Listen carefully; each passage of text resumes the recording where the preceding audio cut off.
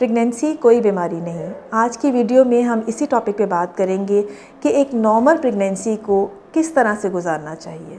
अगर आप मज़ीद ऑथेंटिक और इन्फॉर्मेटिव वीडियोस देखना चाह रहे हैं तो मरहम के यूट्यूब चैनल को ज़रूर सब्सक्राइब कीजिए।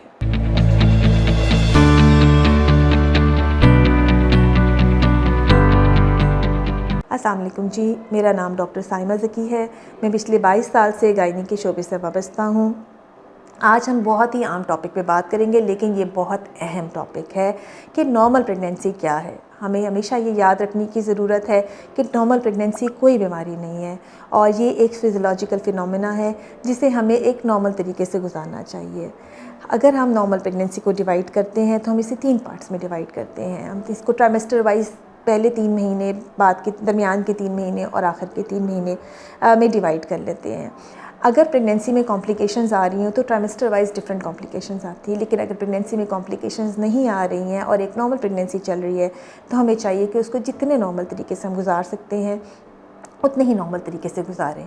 अगर हम फर्स्ट ट्राइमेस्टर की बात करें तो प्रेगनेंसी में नोज़िया, वॉमिटिंग का होना एक आम बात है और इसके लिए मेडिसिन्स भी प्रिस्क्राइब की जाती हैं और इसके लिए बहुत सारे टोटके भी हैं, जैसे जिंजर टी वगैरह दे दी जाती है। अगर आप अपनी एनर्जी लेवल को बेहतर रखना चाहते हैं नॉर्मल तरीके से तो आपने अपना वाटर इंटेक को अच्छा रखना होता है, जैसे कि ORS ले लें, कोई निमकोल वगैरह, कोई लेमनेड, कोई इस तरह की चीज़ें उसे लेने से ये है कि आप हाइड्रेटेड रहते हैं। इसमें अपने ऊपर कोई ज़बरदस्ती करने की ज़रूरत नहीं है कि हमें ये बहुत बैलेंस डाइट लेनी है। इस फर्स्ट ट्राइमेस्टर में जब आपको नोज़िया, वॉमिटिंग का शिकार होते हैं, इस वक्त आपसे जो इजीली खाया जाता है आप वो खाना खा सकते हैं। जो चीज़ आपकी पसंद आ रही है वो ले लीजिए, जो चीज़ पसंद नहीं आ रही है उसे अवॉइड करें। जिससे वॉमिटिंग होती है, ट्रिगर होती है, तो वो चीज़ मत लें। दूसरा, इसमें एक एहतियात जो हम कहते हैं वो ये होती है कि आप बाहर का खाना जो है, बाहर का फूड आप अवॉइड करें। उसको अवॉइड करने का रीज़न ये होता है कि बाहर के खाने से इन्फेक्शन का रिस्क बढ़ जाता है, जिसकी वजह से फर्स्ट ट्राइमेस्टर में हमें एंटीबायोटिक्स देनी पड़ती है, जो कि हम यूजुअली अवॉइड कर रहे होते हैं। तो nausea, vomiting part of pregnancy है और ये फर्स्ट ट्राइमेस्टर में नॉर्मल समझी जाती है।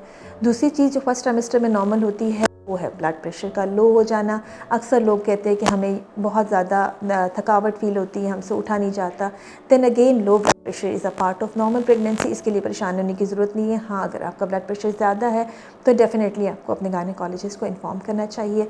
और लो ब्लड प्रेशर का हल भी अगेन ये है कि आप अपने आप को हाइड्रेटेड रखें, नमक वाली चीज़ें इस्तेमाल कीजिए, उससे आप एडिक्वेट रेस्ट लें अपना, तो आप इससे बेहतर फील करेंगे।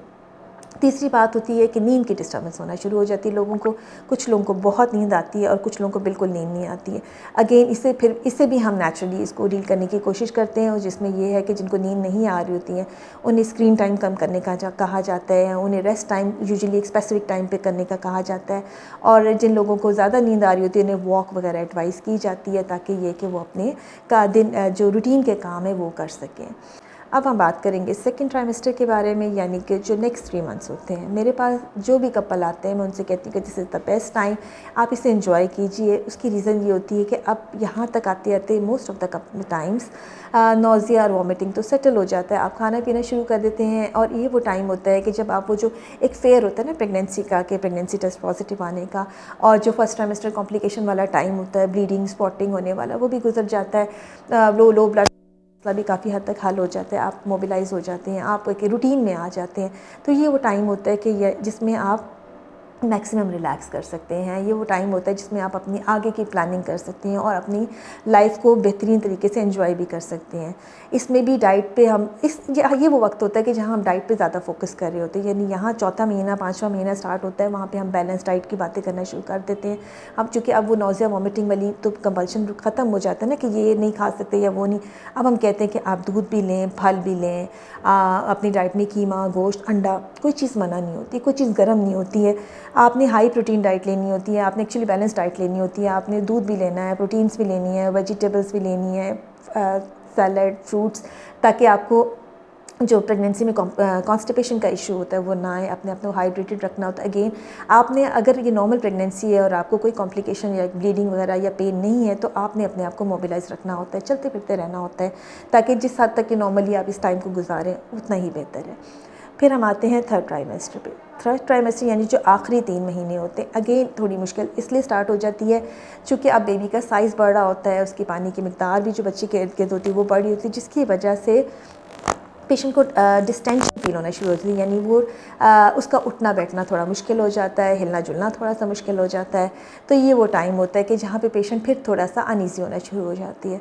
लेकिन उसमें भी हमेशा मेरी कपल को हमेशा ये एडवाइस होती है कि आप जो है अपनी एक्टिविटी को बरकरार रखें, चलते फिरते रहें, और जो अगेन बैलेंस डाइट वाली उसमें भी आपकी हमारी एडवाइस, जो कि बच्चा तेज़ी से ग्रो कर रहा होता है और अगर इसमें कोई कॉम्प्लिकेशंस नहीं है तो अपनी नॉर्मल रूटीन की एक्टिविटीज़, नॉर्मल रूटीन का काम, अगर आप जॉब करते हैं इवन वो भी आप कंटिन्यू कर सकते हैं, आप ड्राइविंग कर सकते हैं, उसका भी कोई इशू नहीं है। कुछ वार्निंग सिम्टम्स होते हैं वो ऑलरेडी आप लोगों को बता दिए जाते हैं। अगर वो सारा कुछ नहीं है, जैसे कि शुगर, ब्लड प्रेशर या ऐसी कोई ग्रोथ के इश्यूज़ नहीं आ रहे, तो आप अपनी प्रेगनेंसी को जहाँ आखिर तक जो डेट दी होती है वहाँ तक आराम से इसको लेके जा सकते हैं। इसके अलावा वो जो एक जनरल एडवाइस है कि अपनी नींद का ख्याल रखें, अपनी आराम का ख्याल रखें, बैलेंस डाइट ज़रूर लीजिए, बाहर का खाना जहाँ तक अवॉइड होता है कीजिए, और ज़हनी तौर पर पुरसुकून रहें। ये नॉर्मल प्रेगनेंसी को गुजारने का आसान तरीन हल है। अगर आप किसी भी मसले के लिए मुझसे रब्ता करना चाहते हैं तो वीडियो कंसल्टेशन के लिए या इन क्लिनिक अपॉइंटमेंट के लिए मरहम के प्लेटफॉर्म के थ्रू मुझसे रब्ता कर सकते हैं।